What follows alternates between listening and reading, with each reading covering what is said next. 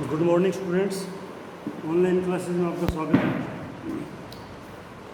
आज हम first year एएसडीपी के सेकंड सेमेस्टर में इंट्रोडक्टरी वेटरनरी एनाटॉमी में लेसन नंबर 13 रिप्रोडक्टिव सिस्टम के बारे में अध्ययन करेंगे। कल हमने रिप्रोडक्टिव सिस्टम के अंतर्गत टेस्टीज के बारे में, वृषण यानी टेस्टीज के बारे में अध्ययन किया था, जिसमें हमने टेस्टीज के आकार और उसके सतह, बॉर्डर और उसकी एक्सट्रीमिटीज़ के बारे में अध्ययन किया था, और उसकी जो बाहरी झिल्ली जो है उसके बारे में अध्ययन किया था। आज हम स्ट्रक्चर के बारे में अध्ययन करेंगे। टेस्टीज के स्ट्रक्चर यानी संरचना के बारे में अध्ययन करेंगे। तो प्रत्येक टेस्टीज में कई सूक्ष्म नलिकाएं होती हैं, मतलब प्रत्येक टेस्टीज में कई सूक्ष्म नलिकाएं होती हैं, जिन्हें शुक्रजनक नलिकाएं यानी सेमिनिफेरस ट्यूब्यूल्स कहते हैं। शुक्रजनक नलिकाएं या सेमिनिफेरस ट्यूब्यूल्स कहते हैं। जो स्वस्थ पशु में ये सेमिनिफेरस ट्यूब्यूल्स जो है, ये एक हेल्दी एनिमल में प्रत्येक सेकंड में हजारों शुक्राणु यानी स्पर्म उत्पन्न करते हैं। ये जो सेमिनिफेरस ट्यूब्यूल्स जो है, ये एक स्वस्थ पशु में प्रत्येक सेकंड में हजारों शुक्राणु यानी स्पर्म पैदा करते हैं। अब इनकी जो भित्तियाँ हैं यानी सेमिनिफेरस ट्यूब्यूल्स की जो वाल है, अंदर की वाल है, वो जर्मिनल उत्तक यानी जर्मिनल टिश्यू द्वारा आस्तृत होती है यानी ढकी होती है उससे। इसमें दो प्रकार की कोशिकाएं होती है। इसके अंदर जो है, जो सेमिनिफेरस ट्यूब्यूल्स है, इसके अंदर जो वाल है उसमें दो प्रकार के कोशिकाएं यानी सेल्स होती है। एक होती है शुक्राणुजनक कोशिकाएं, जिन्हें बोलते हैं स्पर्मेटोजेनिक सेल्स। स्पर्मेटोजेनिक सेल्स, ये सेल जो है स्पर्म का निर्माण करती है, यानी ये सेल जो है स्पर्मेटोजेनिक सेल्स जिन्हें बोलते हैं, ये स्पर्म्स का निर्माण करती है। दूसरी होती है सर्टोली कोशिकाएं यानी सर्टोली सेल्स। ये शुक्राणुओं को, जो स्पर्मेटोजेनिक सेल्स जिनमें स्पर्म का निर्माण करती है, जो ये सर्टोली सेल्स जो है शुक्राणुओं को परिपक्व होने के लिए पोषण उपलब्ध कराती है, यानी उसको भोजन उपलब्ध कराती है, पोषण उपलब्ध कराती है शुक्राणुओं को। और यही सेल्स जो है, जो सर्टोली सेल्स है, यही सेल्स जो है ना ट्यूब्यूल्स के भीतर, ये सेमिनिफेरस ट्यूब्यूल सेल्स के भीतर एक तरल स्राव बनाती है, तरल पदार्थ बनाती है, जो विकसित शुक्राणुओं को यानी जो स्पर्म मैच्योर हो गए उनको बाहर जाने के लिए तरल माध्यम उपलब्ध कराती है, यानी माध्यम उपलब्ध कराती है, तरल माध्यम। तथा इनहिबिन नामक हार्मोन का भी स्राव करती है। इनहिबिन नामक हार्मोन का स्राव करती है, जो पिट्यूटरी ग्लैंड के एफएसएच हार्मोन को रेगुलेट करती है। उसको पिट्यूटरी ग्लैंड के FSH hormone, follicle stimulating hormone जो है, उसको रेगुलेट करता है। कौन सा हार्मोन है? Inhibin hormone. तो ये आपको इम्पोर्टेंट है, इनहिबिन हार्मोन क्या काम करता है और एक कौन सी सेल इसको सीक्रेट करती है। सेमिनिफेरस ट्यूब्यूल्स जो है, शुक्रजनक नलिकाएं, इनके बीच में एंडोक्राइन सेल्स के गुच्छे होते हैं, यानी अंतःस्रावी कोशिकाएं होती है। ये आपको पेज नंबर 338 पे आप देखोगे, शुक्रजनक नलिकाएं, सेमिनिफेरस ट्यूब्यूल्स का डायग्राम है, उसमें बिल्कुल क्लियर दिया हुआ है कि सेमिनिफेरस ट्यूब्यूल्स के बीच में अंतःस्रावी कोशिका एंडोक्राइन सेल्स के गुच्छे होते हैं, जिन्हें लेडिंग सेल यानी इंटरस्टिशियल सेल कहते हैं। लेडिंग सेल क्या होते हैं? वो ये होते हैं। और इंटरस्टिशियल सेल्स भी उन्हें कहते हैं, जो एंड्रोजन अर्थात टेस्टोस्टेरोन हार्मोन को बनाती है। टेस्टोस्टेरोन हार्मोन को एंड्रोजन हार्मोन बोलते हैं। उसका निर्माण जो है लीडिंग सेल्स या इंटरस्टिशियल सेल्स जो है वो करती है।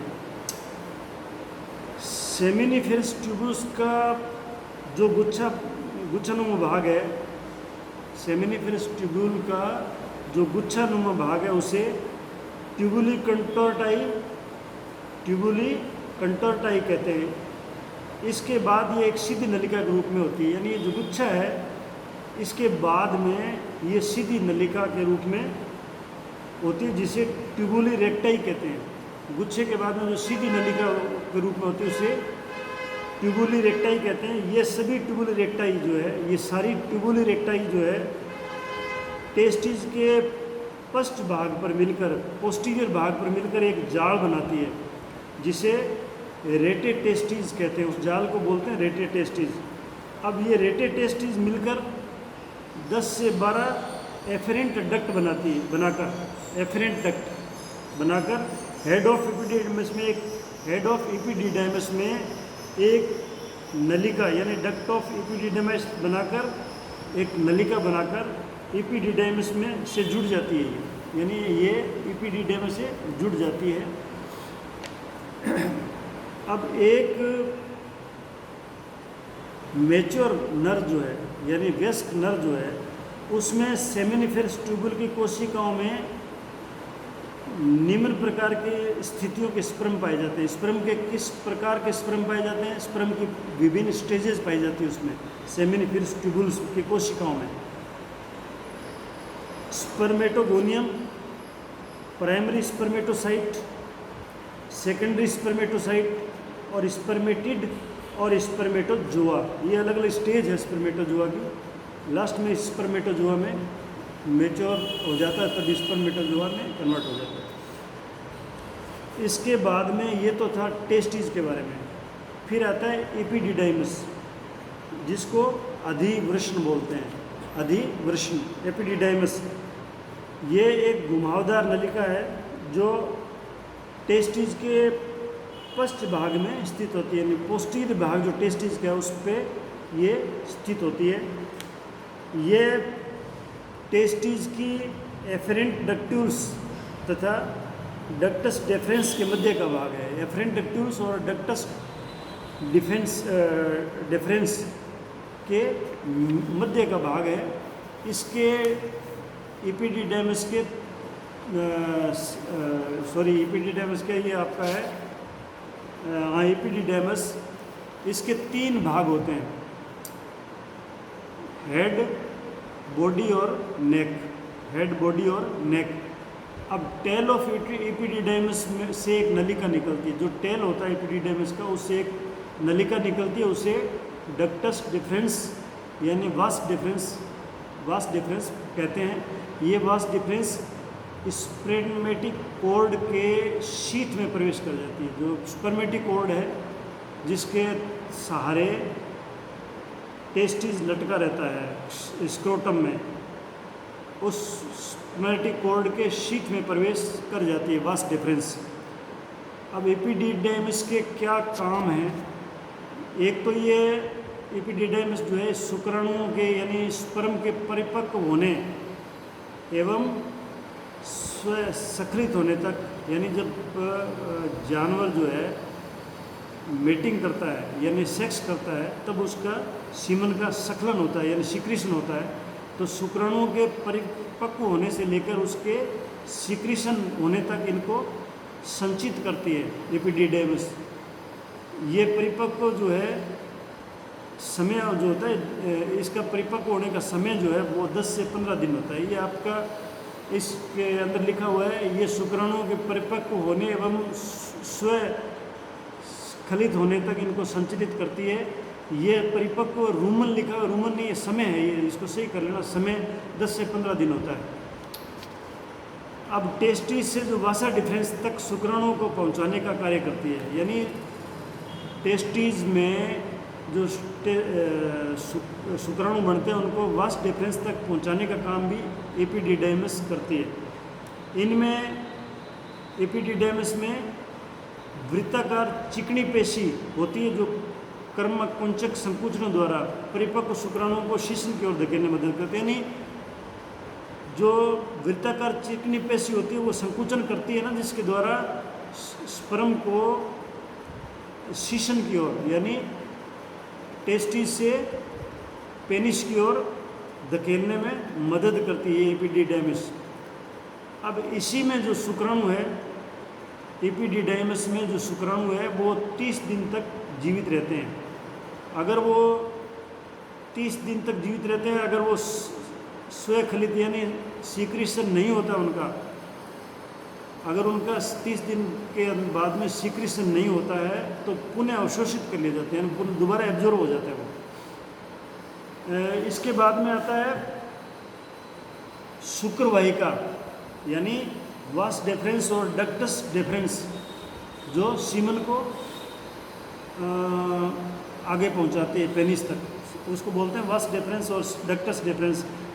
ये एपिडिडाइमिस की वाहिका की निरंतर नली होती है, यानी एपिडिडाइमिस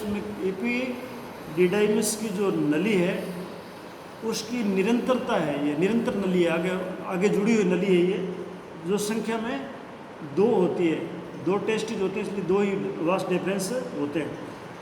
यह टेल ऑफ एपिडिडाइमस से पतली नलिका के रूप में निकलकर, यानी एपिडिडाइमस के टेल जो है वहाँ से पतली नलिका के रूप में निकलकर इसी के पश्च बॉर्डर पर यानी इसके पोस्टीरियर बॉर्डर पर ऊपर की रूट जाती है तथा स्पर्मेटिक के साथ, स्पर्मेटिक कॉर्ड के साथ इंग्वाइनल कैनाल से बाहर निकल जाती है। इंग्वाइनल कैनाल आपने पढ़ी है ना, उसके से बाहर निकल जाती है। ये मूत्राशय के ऊपरी पश्च भाग से होती हुई, यानी जो ब्लैडर है उसके ऊपरी पश्च भाग से, पोस्टीरियर भाग से होती हुई सेमिनल वेसिकल के ऊपर से निकलकर प्रोस्टेट ग्रंथि के नीचे अदृश्य हो जाती है, यानी उसके नीचे छुप जाती है। अदृश्य होने से पहले ये चौड़ी हो जाती है, यानी जब उसके नीचे छुपती है उससे पहले ये चौड़ी हो जाती है। इस विस्फारित भाग को यानी चौड़े होने हुए भाग को एम्प्यूला कहते हैं, एम्प्यूला बोलते हैं। ये एम्प्यूला जो है घोड़े और सांड यानी गाय के सांड और भैंस के सांड में और भेड़ों में पाया जाता है ये एम्प्यूला जो है, लेकिन ये सूअर में नहीं होता है। एम्प्यूला जो है, आपको अगर पूछा जाए कि एम्प्यूला किस जानवर में नहीं होता तो सूअर में एब्सेंट होता है। ये दोनों जो एक दरार रूपी छिद्र के रूप में पोलिकुलस सेमिनेलिस के साथ यूरिथ्रा की छत में खुल जाती है, यानी यूरिथ्रा की जो छत है उसमें ये खुल जाती है, छत में यूरिथ्रा के, और इसीलिए बाद में क्या सेमिनी, ये जो आपका वास डिफरेंस है उससे सीमन जो है वो यूरिथ्रा के थ्रू बाहर निकलता है। ये तो हो गया शुक्रवाहिका। अब हम